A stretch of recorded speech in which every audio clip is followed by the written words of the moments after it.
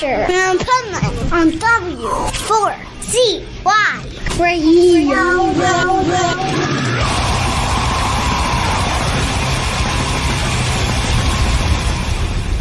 Wake up, America! It's time for the Adventures of Pipeman on W4CY.com, West Palm Beach's #1 internet radio station. Here's your host, the Pipeman.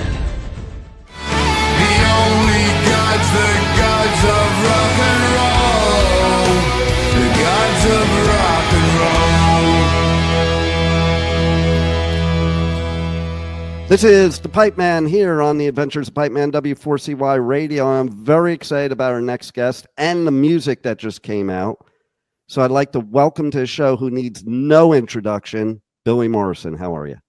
Thank you. Actually, you know, I do need introductions sometimes. I'm the guy that knows the guy. I know, right? That's been my whole career. The guy that can get us to the guy. And so this whole album cycle has been about, well, actually, I can also play music myself, you know? Yeah, exactly. And, you know, it's kind of like one of those things where you go to shows and bands or artists will play a song and people are like, oh, I didn't know that was them. Yeah, there's that. There's also a generational thing. I mean, you know, when Paul McCartney got up with, I can't remember who, a Miley Cyrus or one of the new breed, and you know, their fans were going, I don't know who that old guy is, but he's really lucky to be on stage with whoever it was. So there's a generational thing, and that's fine. That's inherently the essence of the music business. Yeah, totally. And you know what? It's so funny because I remember when that happened recently. I was like, that's pretty funny. Or, you know, there's so many bands you could say that about, you know, or what the youth today considers a certain type of genre that really is not what it was then. You know, I agree with that. I mean, the whole genre thing, the whole point of the Morrison Project album cycle has been to try and break down some of that genre shit, because I love it. You know, radio is very format driven. And if you release a song and it doesn't fit into that station's format, they're not going to play it. And that's fine. But the issue I have with that is the people that are listening to, let's say, AOR, adult oriented rock. They like a little bit of Train, right? But they also like a bit of Ozzy Osbourne. Right. And the people that are listening to Ozzy's Boneyard on Sirius are diehard Ozzy fans, but they're also listening to Linkin Park. Right. Which is over on Octane. And so music is very fractured through the radio format. So my album was, well, I listen to hip hop like a fiend. I listen to hip hop, old school NWA, Public Enemy, Cypress, DMC. Well, of course, there's a track with Cypress on the deluxe edition, which is wonderfully behind you there. Yes. And there's a track with DMC. There's a ballad with Linda Perry. There's a metal song with Ozzy. You know, fuck genres. I love it because I talk about that all the time in my show. I so hate genres for multiple reasons. Like, okay, so you go back to the 80s and there was the genre gatekeeping, you know, and it's like, ooh, you can't like this music. It's new wave because you're a metalhead or anything like that. It's always been the case. Yeah. The thing is, it has always been the case. When punk rock hit England in 1977, it was a backlash against bands like Yes and Genesis and Chicago and the big overblown bands. And you weren't allowed to like heavy metal except Motorhead. Right. Motorhead, punk rockers were allowed to like Motorhead. So, you know, as long as I remember, there's been these unwritten rules. And when you're 12 and the Sex Pistols are on TV, you are just going to be, well, fuck everyone else. I just like the Sex Pistols. But as you grow and mature, I mean, you know, I went through a Madonna phase. I loved Madonna. You know, in the 90s, she was amazing. You learn that the genre thing is a young thing. Yeah. And, you know, it's funny because one of my friends now that I've interviewed a few times was a new waver. And I said to her the first time I interviewed her, I'm like, well, I'm going to say something I've never admitted, but I really liked you in the 80s. I just wasn't allowed to admit it. And now I can. Yeah. You know, and right. And there are artists like Post Malone these days that are breaking down genres. You know, he popped over to the country world, and now he's putting out an album of Nirvana covers for Record Store Day. And, you know, that guy is multi-talented and multi-genre. And I like that we are smashing those genres a little bit. I mean, on the serious, you know, I obviously have 2 shows on Ozzy's Boneyard. But over at Octane, they have been so, I can't thank those guys enough, because they played Crack Cocaine and they've played Gods of Rock and Roll, which is a ballad. Right.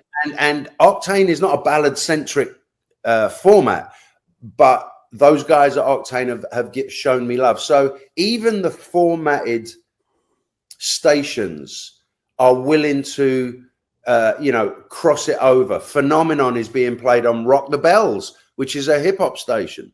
So my job is done here. I love it. I love it. And, you know, there's so many micro genres and subgenres now that it's ridiculous. Like, I go on tour and I do coverage at music festivals in the US, UK, Europe. And it's like ridiculous. We do things when I do the interviews. I'm like, well, what would your genre be if it was just your band? Because that's what it's become. Like, it's like, it's so narrow, you know? And it does come out to be a funny thing, but I'm glad there's people like you that are showing that genre stuff is, to be blunt, a bunch of bullshit, because you're an artist. Okay. You shouldn't be locked into one type of music, you know? And it's like, it seems like if you try to branch out, because we all have different interests too that we want to explore, that you get punished for it, you know? Well, only in the major world. I mean, you know, in the major world, they're throwing millions and millions of dollars at acts, and they want recoupment. They want their money back. So therefore, if you have a hit at, you know, modern rock, your next 5 singles better be modern rock, because that's where you've landed, and I've got $3 million into your band. So that's why I advocate independent music. My label, TLG Zoid, are fully independent and have embraced the fact that there's a hip hop song and a metal song and a punk song and a ballad on one album. They don't care. I love it. And you can only really do that at an independent level. I love it. And I'm also thankful over here in the U.S. festivals have finally started to do that, because Europe has been doing that forever. But we're fine. Like, when you can have somebody like Joey Roll that's in pretty much every genre there is, and he plays a metal festival, and everybody, like, they're there to see him. All the metalheads are there to see him. That to me is beautiful. Yeah, absolutely. And that's because Ozzy and Jelly Roll have been on the same stage together. And it's more of this smashing genres. And Danny Wimmer, who's a promoter here in America, he's had a lot to do with that. His festival bills have been really diverse. And also, if you want to go back to the Ozfest, you know, and Lollapalooza, those festivals, Lollapalooza had Ice-T and Susie and the Banshees on. And James and that's phenomenal. So it's always been there, but I like that. I like that the success of the Morrison Project has contributed to that smashing of genres. It definitely has. And I also even dig, like, okay, so you redid the Ozzy song that you wrote with Ozzy in South America like forever ago. Yeah, 10 years ago. And it's like, I love what I saw where it was like Ozzy was like, it's finally finished. The song's finally finished. Yeah. I was at Ozzy's yesterday, and we were talking about it. And, you know, it's a matter of, it wasn't that I didn't want to finish it 10 years ago. I didn't have the label behind me.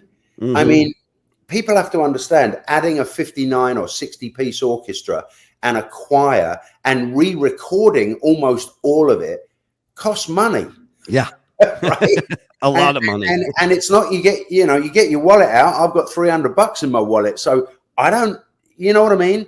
Yeah, so I need totally. the people and the team behind me. And then there's timing. You know, at that time, my last solo album was coming out. I wanted the song, so we mixed it as it was, and it went on that album. But to finally have it finished in the way that Ozzy always heard it, that's a nice feeling. And you did a phenomenal job, because Gods of Rock and Roll was always a great song, but I think adding everything that you added to it it made it a complete song, like a just complete sensory experience. Well, I think it's a new song. It's so different that it's a new song. And that's, you know, in part, that's thanks to Fred Coury. You know, the drummer of Cinderella, who knew, is an incredible orchestral arranger. And when that came on my desk, I was like, yeah, well, first of all, I was a big Cinderella fan, a great band, love Fred. Let's hear what he can do. And that's what he can. I didn't have any part in that. He sent me an arrangement, a digital arrangement, and I was like, this is amazing. And then we made it into a real orchestra. The Budapest Orchestra actually recorded it. I love it. I love it. And, you know, your project is just, I think everybody needs to get the Billy Morrison Project, because it's so good for everybody. I would like that if everyone bought it. Well, how do they buy it? Let's tell them that right now. Oh my God. I mean, my label has made this so it's when they say available everywhere now, it literally is. Any online, if you go to Amazon or Walmart or Target, you can order the album and it comes. CD, vinyl, digital. Like if you're on Spotify, it's on Spotify. It really doesn't take much. So it's not like it's a hard to find album. The job that I have, which is why I'm doing your show, is to tell people it's out there. That's the difficult thing in this world. It is a good album. I'm really proud of it. And, you know, features all my big shot friends, Al Jurgensen, Linda Perry, DMC, Ozzy Osbourne, Billy Idol. They're all on there, right? Corey Taylor from Slipknot, Steve Vai, Steve Stevens. So for an album to be out there, you've just got to tell people that it's there and they will like it. So my job for the last year has been doing this. And it's a testament to you that all of those artists are on the album, because that says a lot. You know, that, you know, an artist is not going to put their name on something unless they think it's good. And they're my friends. And, you know, they all know that I have and would always step up for all of them. This was not an album put together by a bunch of managers and agents and discussing the deals. Every single artist on this album said yes, because I personally asked them, hey, I've got this song. And without question, all of them went, yeah, send it over. And they sang on it and it came back and then we mixed it. And that is a testament more to friendship, real friendship, than business. I love it. And that's what it should be in music, really. I mean, that's few and far between in this game. I know. And, you know, like, I think it's great nowadays that there is a lot more of the independence and the record labels not involved. I was there in the 80s in LA on the Sunset Strip and watching what happened backstage. And I'm like, yeah, I think the artist should be deciding what the music sounds like, not the suits. Yeah, well, we've all been through that. And I'm just very fortunate that I have complete and utter creative control, even down to even down to the imagery and the videos and all the still photography. It's all my people. I had a photographer for the whole album cycle. So every photograph that you see on social media, album covers, behind the scenes video, all done by the same person. The videos were all produced by me. So I had creative control over how it looked. That's a true independent project where the artist retains creative control. And the proof there is the video for Gods of Rock and Roll, because that truly represents the spirit of the song itself. And my friendship with that man, you know? Yeah. The video was directed by Ivo Raza, who also directed the Crack Cocaine video, so Ozzy was familiar with him, and he likes Ivo. And the idea with that was purely I want the intimacy of my friendship with Ozzy captured, and that's what was captured. So I do have a funny quick story for you about Ozzy. For me, like I was pretty much at every Ozfest there was.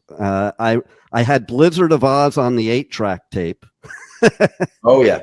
But I had this history class at Agora High School, and the teacher of the class was not the history teacher. He went on leave, so they made a music teacher the teacher of the history class. So he had one assignment for the whole semester, and that is do an oral presentation on any subject you want, no matter what. So mine was for history class on Ozzy, and I got an A. Perfect. I would hope you got an A on Ozzy. Yeah. Yeah, right. For a history class, it's great. I love it. So tell everybody how they can reach out to you on socials, on the web, all that pertinent information, or anything else they need to look out for. I mean, again, that's blatant self-promotion, and I am so easy to find, you know. If Google is your friend, you put my name in Google and there's all the stuff, and it's all out there. You've just got to have an ear for discerning rock music, you know. Yeah, not prepackaged plastic rock. This is the real deal, and I'm proud that the album is authentic. It's a set of 12 songs. Actually, with the deluxe, I guess it's 18 songs, which is awesome, that are all from my journey. So I love it. And what I love about it too is, okay, so we all have our like favorite types of music we listen to, but we all listen to all types of music, and it depends on our vibe or mood at the time. Yeah. You know. And well, I guess that's the thing with the Morrison Project. If you're feeling a little angry boy, you know, you can play Dystopia. That'll start you up. And if you're feeling a little like weird and dark, you can play We Are the Dead. You know, if you're feeling like a white boy Eminem, you know, wannabe Public Enemy Chuck D rapper, you can play Just Like a Movie or Phenomenon. It's all in there for you. I love it. And it's true. Like I can sit and listen to your album, and I can go through all of my moods and all my personalities all on one album. Right. Any final words you want to give the listeners, or anything else they should look out for at this point? I don't think so. I think thank you to everyone who's embraced it already. And if you haven't checked out Gods of Rock and Roll, it's going to #1, just like Crack Cocaine did. So go check the song out. Go check the video out. It's easy to find. Gods of Rock and Roll is out now. Well, you are truly one of the gods of rock and roll, and I thank you for bringing music to us and helping us through everything, because that's what music does. Yeah. You know, and takes us on a journey and takes us away from all the bullshit in life. And thank you for being on the Adventures of Pipe Man. Thank you for having me. Hey, I'm Billy Morrison, and you are listening to Pipe Man on W4CY Radio.